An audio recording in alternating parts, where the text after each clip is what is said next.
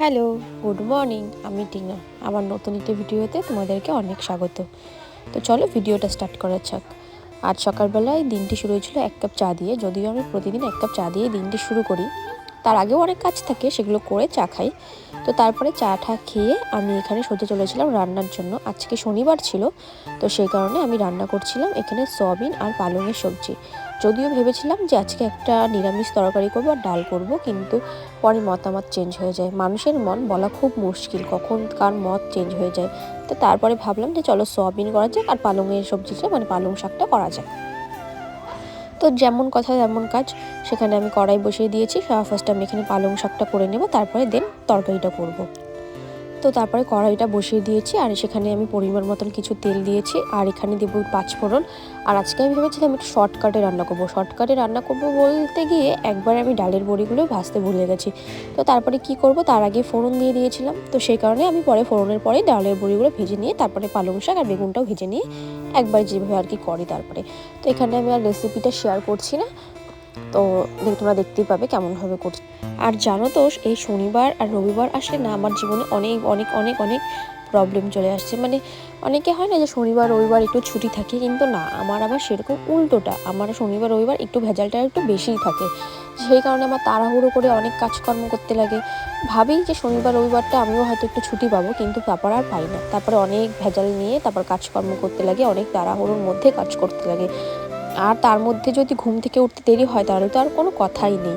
আর একার হাতে সব কিছু করতে না প্রায় অনেকটাই সময় লাগে। জানোই তো, যাদের একার হাতে সব সময় সব কিছু করতে লাগে, বাড়িঘর পরিষ্কার করা, ঘর দুয়ার পরিষ্কার করা, রান্নাবান্না করা, তার উপরে আবার নিরামিষ ডে থাকলে তো আবার অনেক ভেজাল, সব কিছু ধুয়ে নিয়ে তারপরে করতে লাগে।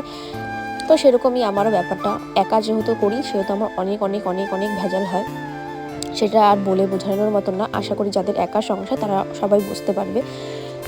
তো দেখো, এখানে আমি তোমাদের সাথে কথা বলতে বলতে ওই ডালের বড়িটা ভেজে বেগুনটা ওই হালকা একটু ভেজে নিয়েছিলাম। আর বেগুন যেহেতু অতি সহজে গলে যায়, তো বেগুনটা আমি 5 থেকে 7 মিনিটে হালকা একটু ভেজে নিয়ে তারপরে ওখানে একটু নুন, একটু হলুদ আর একটু লঙ্কার গুঁড়ো, জিরের গুঁড়ো দিয়ে সেটাকে আবার একটু 5 মিনিট ভেজে নিয়ে তারপরে আমি পালং শাকগুলো ওটার মধ্যে দিয়ে দেবো।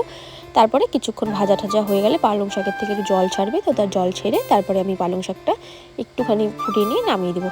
আর এদিকে দেখো, আমি সয়াবিনটাও একটু সিদ্ধ করে নিয়েছিলাম। তো তারপরে দিন ওখানে আমি জলগুলো ঝরাচ্ছিলাম। আর সয়াবিনটা আমি সিদ্ধ করে নিয়েছি যেহেতু, সেই কারণে মানে প্রচণ্ড গরম ছিল, তাই আমি এটা আস্তে আস্তেই করছিলাম। তো তারপরে দেখো, এদিকে আমি শাকগুলো দিয়ে দিয়েছি। আর কি বলবো আর বলো তো, জীবনে চলতে গেলে না অনেক মানুষের অনেক ধরনের কথা তোমাকে শুনে চলতে হয়, কিন্তু সব কিছু তো আর ধরলে হয় না বলো।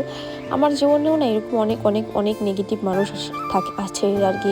তাদের থেকে আমি অনেক দূরে দূরে থাকারই চেষ্টা করি, কিন্তু কি বলো তো, সবসময় তো আর দূরে থাকা যায় না। কিছু কিছু মানুষ আসে, দেখবে তুমি ভিডিও বানাচ্ছ এই কাজটাকে নিয়ে, ওরা সমালোচনা করে যে এই সারাদিন ভিডিও বানায়, ও সারাদিন ভিডিওই বানায়, কাজ কখন করে। দেখো, আমি একটাই কথা বলতে চাই যে আমি তো কারোরটা খাই না, কারোরটা পড়ি না, আমি আমার বরেরটা খাই। আমার বর যখন আমাকে সাপোর্ট করে তখন তো এখানে কারোর কিছু বলার কোনো মতামতই নেই। তো সেই কারণেই আমি বলছি, দেখো, নিজের লক্ষ্যে পৌঁছাতে গেলে মানুষের অনেক ধরনের অনেক কথা বলবে, তো সেইগুলো সব এড়িয়ে নিজের কাজটাকে মনোযোগ দিতে হবে, নিজের কাজটা আরও ভালো মতন করতে হবে। তো আমি যেহেতু ভিডিও বানানোর কাজটাকে ভালোবাসি, আমার ভিডিও বানাতে ভীষণ ভালো লাগে, এর থেকে বেশি কিছু না। আমি কোনো আশা এক্সপেকটেশন কোনো কিছু রাখিনি এখান থেকে, কারণ দেখো, ভিডিও বানিয়ে সবাই তো আর এগোতে পারে না। তো আমি জানি না আমি কোনোদিনও এগোতে পারবো কিনা, তবে আমি চেষ্টা করব। তো যদিও আমি অত ভালো ভিডিও বানাই না, সেটা আমি জানি, আমি অতটা সময়ও পাই না। যতটুকু সময় পাই ততটুকুর মধ্যে ভিডিও মানে করি, তারপর সেগুলোকে আবার রাতে বসে এডিট করি, তারপরে পোস্ট করি। তো অনেকটা সময়, আর যার একা সংসার তার মানে সংসার সমস্ত কাজকর্ম করে এগুলো করতে হয়। তো আশা করি যারা যারা আর কি একা সংসার যারা করো তাদের জানি এই বিষয়টা, তারা খুব ভালো করেই বুঝবে। তো দেন কথা বলতে বলতে দেখো, আমার প্রায় এখানে অনেকটাই কাজ এগিয়ে গেল। আর এখানে আমি সয়াবিনের তরকারিটা বসিয়ে আলুগুলোকেও ভেজে নিচ্ছিলাম। আর আমি বেশিরভাগ সময় সাদা তেলই ইউজ করি সব কিছুতে, কিছু কিছু ক্ষেত্রে আমি সরষের তেলে ইউজ করি। তারপরে দেখো, এখানে আমি মশলাটা না একটা বাটির মধ্যে গুলিয়ে নিয়েছিলাম। এভাবে মশলা দিলে কি হয়, মশলাটা কষানোর একটু সময়টা বেশি পাওয়া যায়। তো ওটাই, এইভাবেই আমি রান্না করি। তোমরা কে কে আমার মতো রান্না করো আমাকে অবশ্যই কমেন্টে জানিও। আর আমার ভিডিওগুলো যদি তোমাদের ভালো লাগে অবশ্যই একটা লাইক একটা কমেন্ট করে দিও। তো সেটাই বলছিলাম। আর এখানে আমি রান্নাটা বসিয়ে দিয়ে মানে রান্নাটা কমপ্লিট করে ওদিকে আমার ঘরের কাজগুলো সব কমপ্লিট করতে হয়। তো আমি সেটাই করি, রান্নাটা বসিয়ে দিয়ে তারপরে আমি ঘরে যতটুকুন কাজ থাকে সেগুলো কমপ্লিট করে নিই, করে তারপরে আমি আবার বাইরের কাজও করতে হয়। আর রান্নার পরে তো আরও অনেক কাজ থাকে, সেটা আশা করি তোমরা সবাই জানো। এদিকে দেখো, এদিকে সব এলোমেলো অগাছালো হয়েছিল, তো সেগুলোকেও আমার এখন গোছাতে হবে। তো ওদিকে রান্নাটা চাপানোই ছিল, তো এখন ভাবলাম যে জল তো দিয়ে দিয়েছি, তো এখন আমি এগুলো আস্তে আস্তে করে নিই। তারপর এখানে আস্তে আস্তে আমি আমার রান্নার যে টেবিলটা আছে ওখানে আমি সব কিছু পরিষ্কার করে নিয়েছি। আর পরিষ্কার পরিচ্ছন্নভাবে কাজ করলে দেখবে তোমার মন, তোমার ফ্রেশ সব কিছুই ভালো থাকে।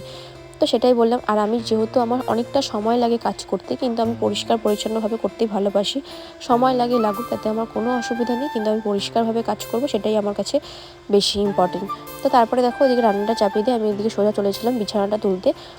আর এই বিছানা তোলাটা না আমি সকালবেলায় বেশিরভাগ কমপ্লিট করে রাখি, কিন্তু আজকে আর হয়নি, যেহেতু আজকে শনিবার ছিল। সকালবেলা উঠে অনেক ধোয়া কাচা ছিল, তো সেগুলো কমপ্লিট করতে করতে আর এদিকে আর ঘরে আর আসাই হয়নি। তো তারপরে আমি এখানে ঘরে চলে এসেছি। এসে আমি এখন ঘরটাকে সুন্দর করে গুছিয়ে নেব। আর ঘরটা গোছাতে গোছাতে দিকে আমার তরকারিটাও হয়ে যাবে। তারপরে আমি বাইরে কিছু কাজকর্ম আছে সেগুলো কমপ্লিট করে স্নান করে খাওয়া দাওয়া করে নেব। তারপরে আবার একটু কাজ আছে, সেগুলো করতে হবে। তারপরে আর এই ঘর গোছাতে না আমার খুবই ভালো লাগে, কারণ আমার ঘরটাকে আমার পরিষ্কার রাখতে ভীষণ ভালো লাগে। আর এই বিছানা, যেখানে আমি সারাদিন অক্লান্ত পরিশ্রম করে বিছানাটাতে একটু শুয়ে মানে ক্লান্ত শরীর ভাবটা আর কি চলে যায়, তাই এই বিছানাটাকে আমি সবসময় পরিষ্কার করে রাখার চেষ্টা করি। আর এইটার বিছানার উপরে তোমরা যে দেখলে একটা কম্বলের মতন পাতানো আছে, এটা পাতানো থাকলে কি হয়, বিছানাটা না অনেকটা পরিমাণ গরম থাকে। আর এখন যেহেতু শীতকাল, এই চাদরগুলোতে কি হয়, ঠান্ডাটা বেশি লাগে, তো সেই কারণে আমি এইটা পাতিয়ে রাখি যাতে গরমটা বেশি হয়।